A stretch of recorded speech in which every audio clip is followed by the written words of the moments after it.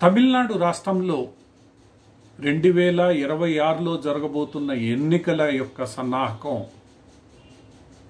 పూర్తయినట్లే కనిపిస్తోంది. ఒకవైపు డిఎంకే నేతృత్వంలో ఇండియా కూటమి, మరొక వైపు ఏఐడిఎంకే నేతృత్వంలో ఎన్డీఏ కూటమిలు ముఖాముఖి ఈ 2026 ఎన్నికల్లో తలపడ్డానికి సిద్ధమైనట్లే ఈరోజు జరుగుతున్న పరిణామాలు స్పష్టం చేస్తున్నాయి. ఏఐడిఎంకేతో కలిసి రాబోయే శాసనసభ ఎన్నికల్లో పోటీ చేయాలని నిర్ణయించిన బీజేపీ ఏఐడిఎంకేతో చర్చలు జరిపి ఒకే సామాజిక వర్గానికి చెందిన ఇద్దరు వ్యక్తులు కూటమిలో ప్రధాన నేతలుగా పోటీ పడడం మంచిది కాదని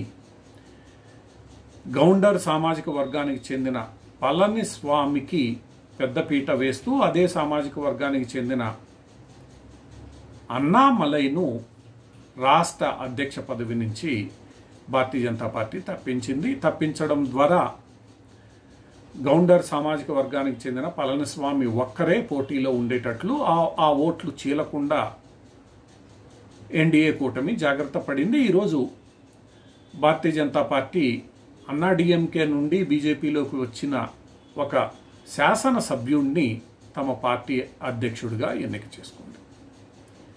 దీంతో అన్నాడీఎంకే బీజేపీల మధ్య, ఎందుకంటే కొత్తగా ఎన్నికైన అధ్యక్షుడు ఏఐడిఎంకే నుండి వచ్చిన వారే కాబట్టి, అక్కడ పరిస్థితులన్నీ తెలిసిన వారే కాబట్టి ఏఐడిఎంకే బీజేపీల మధ్య సఖ్యత సాఫీగా సాగిపోవడానికి ఇది దోహదపడుతుంది.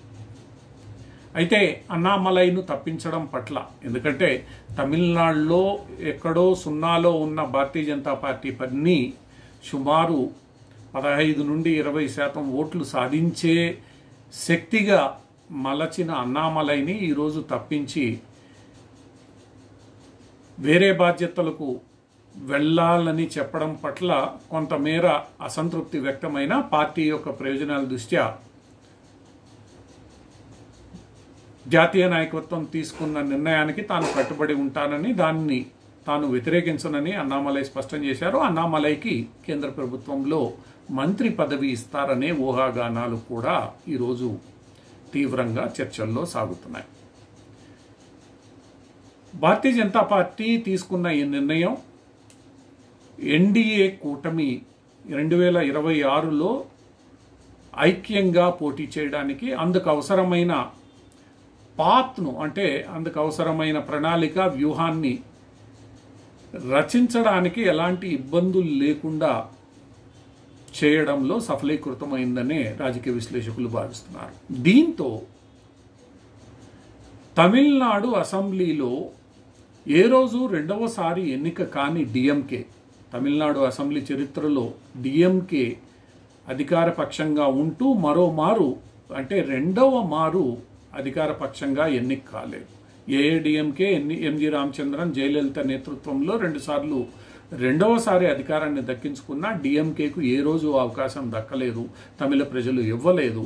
ఆ సాంప్రదాయాన్ని అనుసరించి డిఎంకే ఓటమి దిశగా సాగుతోందనే విషయాన్ని పసిగట్టిన భారతీయ జనతా పార్టీ ఎన్డీఏ కూటమికి వ్యతిరేకంగా డిఎంకే చేస్తున్న ప్రచారాన్ని, డిఎంకే పెడుతున్న ఇబ్బందులను తిప్పికొట్టడానికి, డిఎంకేను ఓడించడానికి కృత నిశ్చయంతో ఈరోజు ఏఐడిఎంకేతో తమ పార్టీ అధ్యక్షుడినే పక్కన పెట్టి ఒప్పందం చేసుకునడంలో సందేహం లేదు. ఏది ఏమైనప్పటికీ 2026లో జరగబోయే తమిళనాడు అసెంబ్లీ ఎన్నికలు రసవత్తరంగా సాగనున్నాయనే అనిపిస్తోంది.